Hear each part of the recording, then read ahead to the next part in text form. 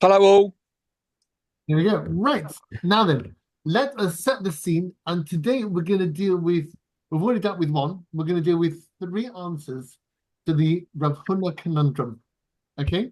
So let's first of all deal with the question. Then we'll have a look at the three answers that we have, one of which we've already done.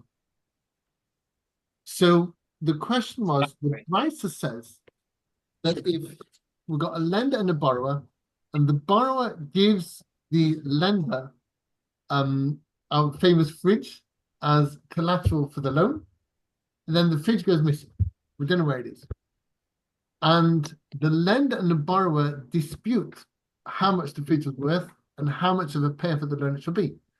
The lender predicted, which says it was worth a shekel, next to nothing.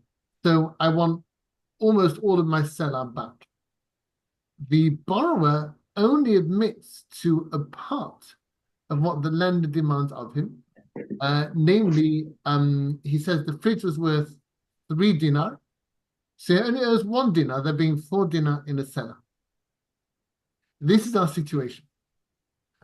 Now, Michael 2 weeks ago said, not unreasonably, the borrower should make a shavua, an oath, because he's made of a mitzvah, he agrees to part of the loan. And the classic situation is that a borrower agrees to part of what is claimed from him, has to make an oath on what he denies. However, the Brisa says no. In this case, it's the lender who makes the oath. Unusually, it's the lender who has to make the oath as to what the fridge was worth. Why? Because we're worried for the borrower. If the borrower makes an oath, and then the lender who did have the fridge then produces the fridge, says, look, you see, it's only worth the shekel. I told you all along. Then the borrower's loan is proven false. So the borrower's oath, the borrower's shavua is proven false, and we don't want that at all. We can't have that. We can't have somebody making a shavua, making an oath, if it's going to turn out to be false. We don't allow that because it's too terrible to have an oath proven false in Beis Din. So that's what the Brisa says. The lender makes the oath about what it was worth. If the borrower makes the oath, then the lender might produce the fridge subsequently. That's what the Brisa said. Now, we recall that Rav Huna talks about another oath that is relevant to this situation. That when you have something that's disappeared, the person who last had it has to make an oath that he no longer has it. So our Brisa is obviously very worried about the lender producing the fridge, so much so that it flips the oath from the borrower to the lender. And Gemara asks, if Rav Huna is right in saying that the lender also has to make an oath, he no longer has the fridge, why is the Brisa worried about the lender producing the fridge again? Surely he just made an oath he doesn't have it. So he can't subsequently produce the fridge. That would be proving his own oath false, which is even worse. And there's no way the lender would do such a thing. So according to Rav Huna, the Brisa should not be worried. Yet the Brisa clearly is. That was the problem. We used the Brisa to challenge Rav Huna. We recall that Rav Huna, being an Amira, a later rabbi, cannot argue with the Brisa, which is earlier. So one more time, the Brisa is worried that the lender might produce the fridge. If the Brisa admits Rav Huna's oath that the lender also has to make an oath he doesn't have the fridge, why isn't the Brisa worried? If the lender's got to make an oath according to Rav Huna that he doesn't actually have the fridge, we can't possibly be worried that he's going to produce it after the oath has been made. So according to Rav Huna's oath, according to Rav Huna and his insistence on a shavua, we should be quite safe in having Michael's ruling, which is that the borrower should make the oath about the value of the fridge.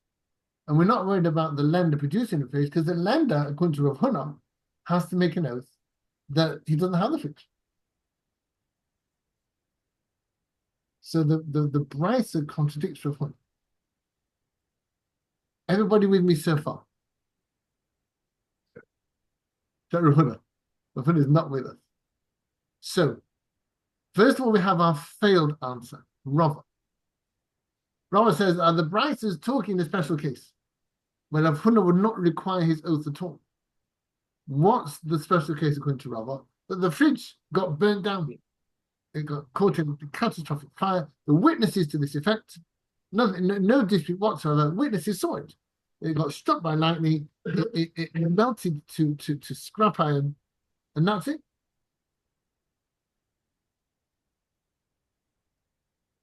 So the Gemara says, if that were the case,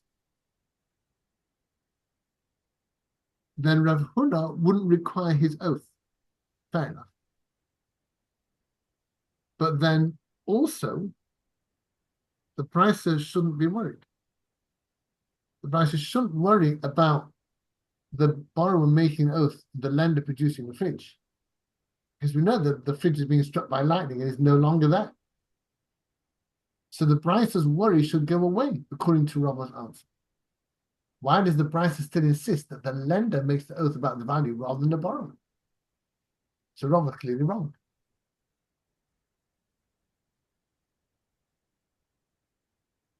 Anybody with me?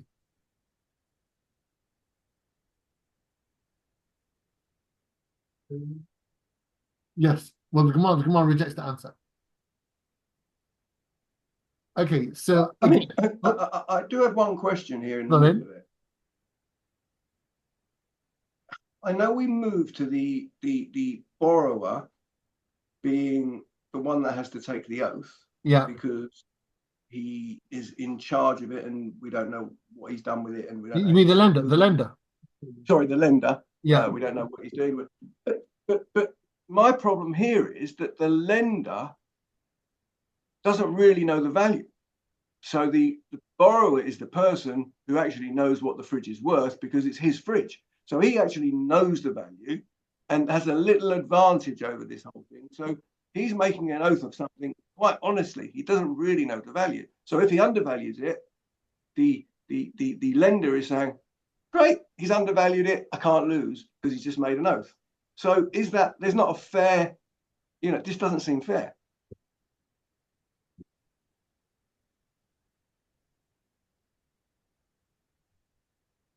They're sitting in the roasted ground, Yeah. doing this little deal. The lender, who's sort of part of the seller, which is not exactly a public safe, No. he's going to say, all right, Free, all right, Free, I'm going to lend you this money, and I'm going to take security. Just want to have a little. Okay, so Colin, Judge Kryman says that Rav Shlomo says that the lender would not have taken the fridge as collateral in the first place without having a good idea to what it was worth. So he would have acquainted himself with this fridge before making the loan. Oh, we hope so. In the Kesef Shoshana, otherwise known as the Rose and Crown. We were in the drop of the duck. Yeah. I wouldn't like to.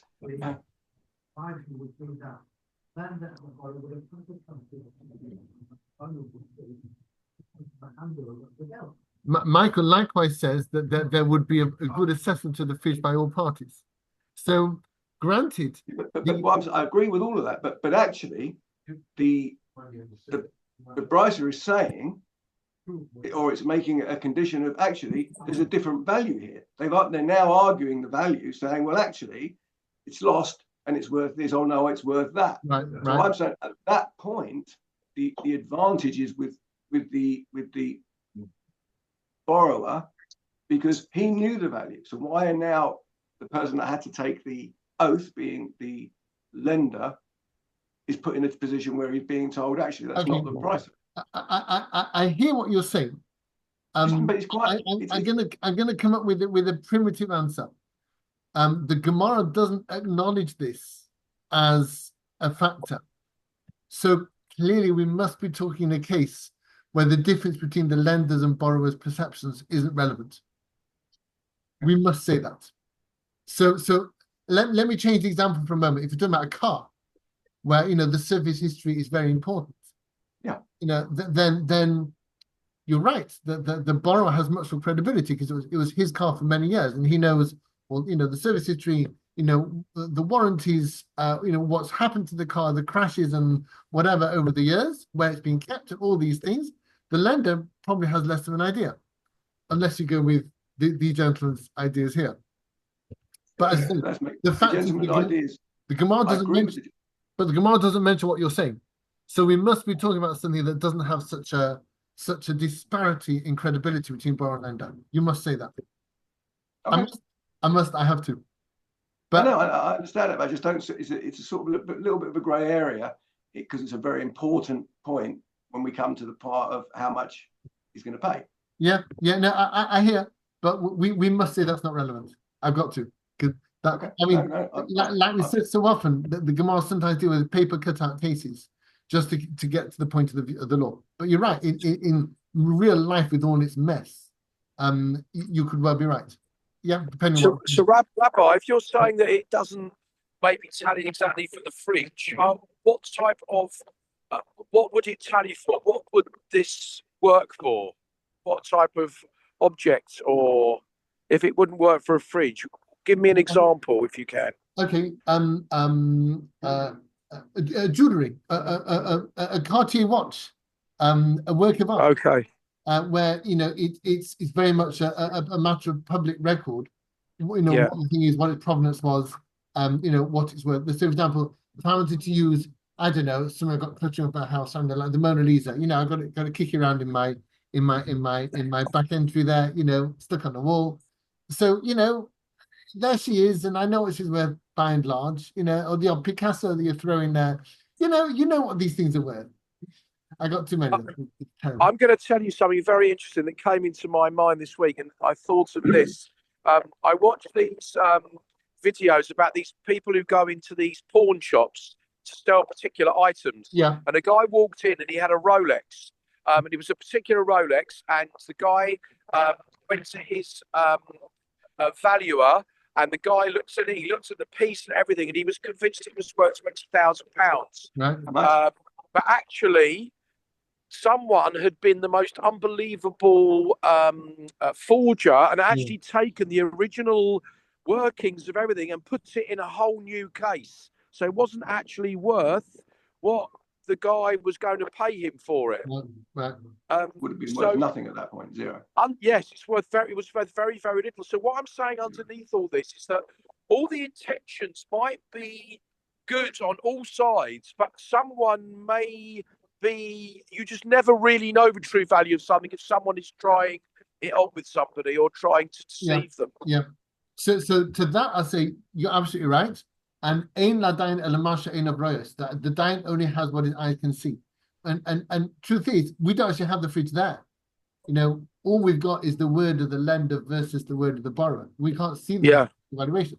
We're stuck. It's so in your case, Alan. I mean, I said it before, I say it again, the whole thing is highly unsatisfactory. These two people are reckless and slapdash to set up a loan in this way. But unfortunately, the basin has to deal with all comers. And these two disreputable types have their din Torah. We have to take it seriously, whether we like it or not. The fantastic thing is all I'm now seeing is fridges dumped outside people's houses.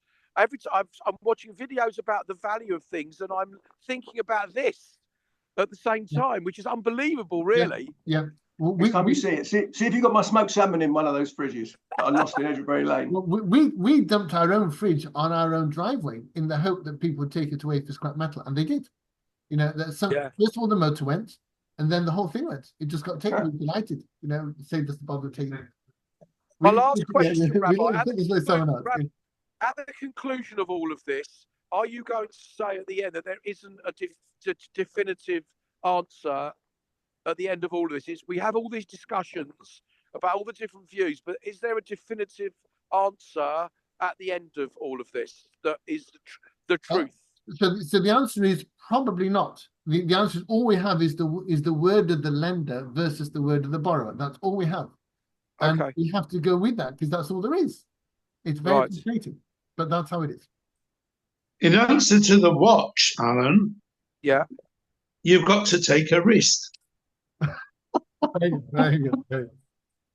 I love you, Rev Lev. I love and that's why they say, and that's why now he's saying Kaddish for that watch. You better watch out. Okay. You're just a parcel of trouble. Okay, so let's get back to our machinations here. So again, the Brisa is clearly worried because it flips the oath from the borrower to the lender. If you have the lender making Rav Huna's oath, it doesn't have the oath. It doesn't have the watch or the thing. If you have the Brisa admitting Rav Huna's oath, where the lender also makes an oath that he doesn't have the fridge, why is the Brisa worried that the lender might produce the fridge afterwards? Surely we. Sorry? Well, no, but we trust an oath. We trust an oath by and large. That's the Gemara's assumption. Yeah, you have to, absolutely. So that's the whole point of it. It's an extra level of trust. Although you're right. Because it's been. We're coming to that. We're coming to that. Please be quiet. Yeah, you're quite right. Silence in court. You're quite right, but I don't need to rain on my parade. We're coming Not to allowed to get it right at this point. Abaye and Rav Ashi say like you, can I know? And Reverend Levin, I think, mentioned this last week. You're quite right, but hold your horses. Right? We're getting there. We're getting there. Okay, so again, the Brisa is clearly worried because it won't let the borrower make the oath lest the lender produce the fridge. We ask, according to Rav Huna, that worry shouldn't be there because he also has the lender make an oath he doesn't have the fridge. So how can the Brisa be worried about the lender subsequently producing the fridge if, according to Rav Huna, he has to make an oath that he doesn't have the fridge? Rather, we must say, says the Gemara, that Rav Huna is wrong. From the fact that the Brisa is worried, clearly the Brisa does not admit Rav Huna's oath being made, that the lender has to make the oath saying he doesn't have the fridge. So Rava said we're talking a special case where Rav Huna will not require the oath because her witnesses the fridge being burnt in fire. And the Gemara says, well, if that's the case, then we don't need to flip the oath at all because there's no way the lender is going to produce the oath afterwards because the fridge has been burnt down. Elamai, says the Gemara, I'll find you a middle ground. We have two witnesses saying the fridge was stolen. Hear this. So on the one hand, Rav Huna will not require.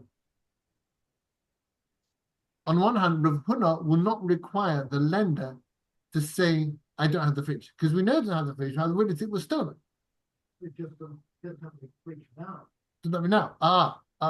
But on the other hand, we still worry, just as you say, that the lender might find the fridge. Because he knows who's in and out of his house. We said this last week. And it might produce. So once after the bar has made his oath, if it were to allow that, then the lender might produce the fridge that he'll find from the thief because he can track the thief down far better than the borrower can. So the Brisa is still worried. Rav Huna says, I can't apply my oath because we know the lender doesn't have the fridge. It's been stolen. My oath won't help us. But the Brisa is still worried because the lender might track the fridge down from people being in and out of his house. That is Rav Yosef's answer. Comes again Abaye with a much simpler answer, and it's genius. It's what you said just now. You may not speak. Okay. Comes again Abaye. So we are now 1, 2, 3, 4, 5, 6, 7, 8, 9, 10. Sorry, I lost count. 1, 2, 3, 4, 5, 6, 7, 8, 9. 10 lines down in the Gemara. 35a, I think it is. Yeah, 35a. Abaye, 10 lines down in the Gemara. Abaye Omar, second word on the line. Abaye. Abaye Omar, Abaye says, Sorry. forget this stuff about witnesses that they were stolen or special cases. Forget all that. Yeah. It's a nice, simple case. The fridge went missing. The borrower claims it was worth 3 dinar. The lender claims it was worth a shekel. Yeah, no, I'm not getting off of it. So you should say that obviously, like Michael wanted to say right from the start, the borrower makes the oath. No, the Brisa says the lender has to make the oath. Why? So Abaye says, so especially, for goodness sake, the Gemara says, if you got Rav Huna's oath there, where the lender has to swear that he doesn't have the fridge in his possession, how can we still be worried that the lender will produce the oath after? What do you mean? How can we still be worried that the lender will produce the fridge after he's made an oath he doesn't have it? So Abaye says, I'll tell you how. He makes the oath on a Monday, and then Wednesday morning, he comes back to Basting, says, it's a funny thing. There I was, walking out in the countryside, having a nice quiet walk, and I go to this little stream, which I like very much, and these flies, they get everywhere. It's an absolute disgrace. Somebody should do something about this. And I walked down by my favorite stream, and what did I find flighted by this stream? Would you believe it? My fridge. And here it is. And a flatbed truck screeches to a halt outside the basting, and two burly gentlemen coming to Basting with the fridge. So you can have Rav Huna's oath for all you like. Because the lender will say, I took my Bible oath on a Monday that I didn't have the fridge because I didn't. But yesterday I found it. And here it is. And you see, it's only worth a shekel. And the borrower's oath is proven false. What was frightened? My Be that as it may. That's very gracious of you. Or maybe maybe the lender will claim, I looked all around my kitchen, I couldn't find it. And for a couple of days I kept down in the kitchen just because I like to do that. Sometimes it's quite comfortable on the lino. And then last night, I thought I'm gonna go sleep in my bed. I went upstairs and silly me, I forgot I slept the fridge upstairs at 2 flights. And there it was on my bed. I just forgot. And I'd lost it. And there was me pressing the red button thinking it had been stolen. And all the while it was up there on my pillow. When you get to my age, stuff happens. I don't know. So I said, I made the oath in good faith, but now here it is. Oh, sorry, got something in my eye there. So the problem is, even with Rav Huna's oath, you're not going to stop the lender doing that. So the Brisa is still worried. And Rav Huna will say, you see, the Brisa holds of my oath. The Brisa says you do have to have the lender make an oath he no longer has the fridge. But that's going to help him, because he might say, I lost it. So I made that oath in good faith. I meant well. Yeah, I just forgot. I'd taken it upstairs and put it on my bedside table. United States nice academic exercise, which is a terrible reflection of the way Britain behaved 2,000 years ago. They had to do this, and still they had to have human problems. Well, like I said last time, a sort of throwaway line. A bribery, a wish for money will blind the most right seeing. When money's involved, people will take all sorts of liberties. Including making a fake oath. Yes. Yeah. Well, it's not a fake oath. It's an oath that can be explained away, possibly. Yeah, okay, fair enough. They can't execute. No. But the thing is, we don't know. It could be that the lender's genuine. It could be the lender really did just forget that he slept the fridge somewhere else. And forgot. Maybe he's got a big rambling estate, with dozens of cottages and homes and mansions all over the place. In my father's house, there are many mansions, and there, That's a difficult one. and there it is, and I forgot where I put it. And remember, it's not necessarily a fridge. It could be. I mean, I chose the example of a fridge. It could be a diamond, an earring, a jewel, a watch. Could be some tiny little thing that's worth a lot of money. Rabbi, yeah, I'm going to use. I've been uncomfortable with this whole oath business right from when we start speaking about it, because the way you speak about the power of taking an oath and how much it means is that, being human, you can never, ever, ever be 100% certain with anything ever. So anyone who ever takes an oath on anything is taking a risk, because you can never know, or you may not know the facts, or things that you're completely the unknown unknowns that you're not aware of. Yeah. So the risk of taking an oath is so enormous for anybody. You're right. You're right. Don't do it. You're quite right. The Shulchan Aruch said, just like you say, a person should keep very, very far away from oaths and vows. Yes? Yeah. Don't do it. You're quite right. But people do sometimes because they want their money. Yeah. Isn't the base working with the level of balance is not beyond? Well, the Basin say we consign this to God and your conscience. You decide. If you make an oath, we have procedures based on that. If you make an oath, we will have an assumption of credibility, and we'll go with that. What else can we do? What else can we do? Yeah. So if he's made a false oath in the past, then certainly we won't trust it. Also, you can also become apostolish edus if he's a thief. That's right. If he's known to be a thief, we're not allowed to make the oath in the first place. You're right. We'll just proceed as if not made it. Yes, you're quite right.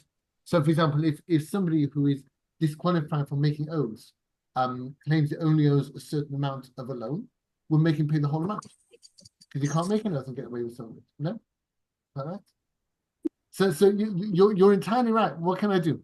So that's what Abai says. Abai says, Gezerah, even though the lender makes the oath that he doesn't have the fridge now, we still insist that it's him making the oath as to value, not the borrower, because if the borrower makes the oath and the lender makes Rav Huna's oath saying he doesn't have the fridge, he might still pick up in Beis Din tomorrow with the fridge and saying, I lost it, and then I found it after the oath. So when I took the oath, when I took Rav Huna's oath saying I didn't have it, I was telling the truth.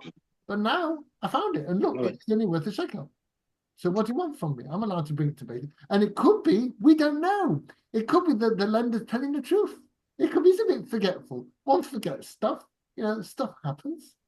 But then you've got the structure factor where normally the loan is worth its written document and number of copies. But they didn't, did they? They're idiots. So unfortunately, I had to wear off. Yeah. There are a pair of videos. I want to bang their heads together, but I can't do that. It's tough. It's tough. I haven't got that. Okay.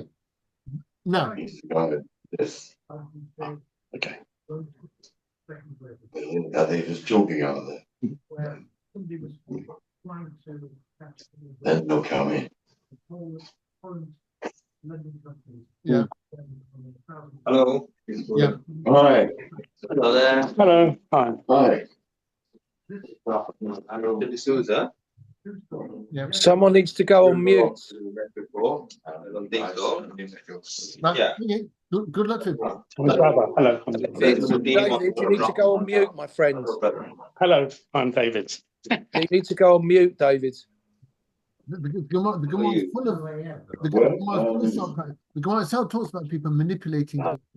You're right. You're quite right. What can I do? All right. Now, Rav Ashi has yet another answer. He says that when the Brisa says the lender has to make the oath, it makes a big deal about that. It's not saying, you'll love this, it's not saying just the lender makes the oath. It's saying the lender makes the oath and the borrower makes an oath. They both do. Let's have a look. Ashi Amar. Now this is 11 lines down, and you'll see towards the end of the line you got Rav Ashi with an asterisk there. Rav Ashi Amar Zenishba v'Zenishba. This one makes an oath, and this one makes an oath. Zenishba she'einu b'shusan. The lender makes an oath, not having it in his possession. So he says when the Brisa says when the Brisa says that the lender makes an oath, he's talking about Rav Huna's oath. The Brisa says prost and partial. Rav Huna's oath is there. It's enshrined in the Brisa. Wow, that's amazing. Rav Huna says, you see, I was right all along. And the Brisa talks about my oath. The lender makes an oath that he doesn't have possession of the fridge. And this one, the borrower makes an oath, how much it's worth. Like Michael was saying all along. So according to Rav Ashi, Michael, you're right. It was worth the wait. It only took 3 weeks. So in that case, why does the Brisa say it's the lender who makes the oath? Surely they're both making oaths. So Rav Ashi says, yeah, you have to understand what exactly the Brisa means. It goes like this. And thus it says, Mi nishbat chila, who makes an oath first?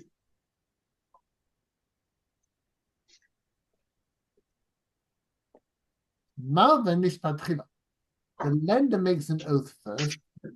Shema yishavazeh, in case the borrower makes an oath, the yotzi haloi sabikodim, and then the lender will produce the fridge triumphantly. So you see what it's worth. So according to Rav Ashi, we have the both. The lender makes an oath that he doesn't have it, and then the borrower can safely make the oath about what it was worth. They both do. So we turned up with 4 answers, 3 of which work. Ramos says that the fridge was witnessed going up in flames. In which case, you got a problem because the lender shouldn't have to make an oath at all. It should be back to the borrower. So Ramos' answer goes away. Then we've got Rav Yosef's answer, which is to say that we're talking in a case where there were witnesses who saw the fridge being stolen. Therefore, Rav Huna would not apply his oath because there's no point the lender making an oath he doesn't have it when we got witnesses it was stolen. We know it doesn't have it, but we still require the lender to make the oath, not the borrower, as to the value of the fridge, lest the lender track the fridge down subsequent. Abaye says that even if we do allow Rav Huna's oath, where the lender says, I don't have it, we still require the lender to make the oath about the value, not the borrower, because we worry that the lender might find the fridge afterwards, and if the borrower makes oath as to the value, then the lender will prove the borrower's oath wrong. Rav Ashi says that we worry that both of them make an oath. The lender makes Rav Huna's oath, I don't have it, and then the borrower can safely make the oath saying what it was worth. And then we take the borrower's word for it, and that's that. So according to Rav Ashi, we don't worry about a buyer's worry, which is that the lender might find the fridge subsequent. We don't have that one. Just by the way. So that is our subject wrapped up, and our price is no longer a problem for everyone. Awesome. There you go. What could possibly go wrong?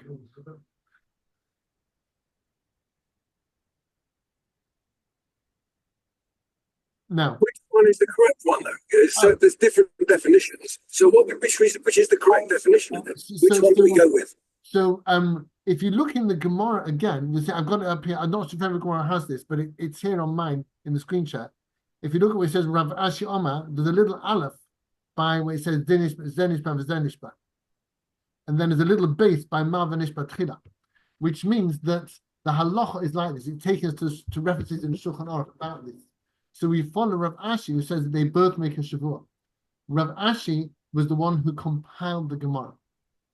And in Gemara parlance, when it comes to Tzak halacha, who is the halacha like, we tend to go with the latest opinion. And Rav Ashi was the one who compiled it. He was the latest of Ravina and Rav Ashi compiled the Gemara together. So we pass on that Rav Ashi. Now Rav Huna bar Tachlifa understands the Brisa differently, and he brings a problem from Rav Huna from a different part of the Brisa. But for that, I have to do wait for next week. Thank you, Rabbi. We still have our fridge to deal with. It's going to haunt us. A pleasure, and thank you for being with us. I have to be honest. It's taken some time for this to sink in. Yeah, I agree. But the more we go through, the more it does sink in. But it's still, I'm still not happy with the vacuum. At the moment, Alan, it's an unplugged situation. Yeah. Just to pick you up, Alan, can I just pick you up where you said earlier that there's nothing for certain in life. There's no certainties. There are death and the tax man. Those are the two certainties in life. This uncertainty that you're facing is exactly the uncertainty that they're on. They got these two people here. They don't know what to do, and there's no proof. There's no paperwork. They've just got to follow the procedures and come to the best that they have. And sometimes it feels unsatisfactory. It's tough. It's just how it is. And the thing is, Rabbi, is that you go through all process and you go through rules, but often the truth lives somewhere beneath that or around that. What can I do? What can I do? I can only do the best I can. Yeah. No, that's it. Thank you so much. Thank you. See you next week. Thank you, everybody. Thank you. Fascinating as always. Thank you so much. Thank you. Thank you. Bye, everyone. Bye. Bye. Bye. Bye.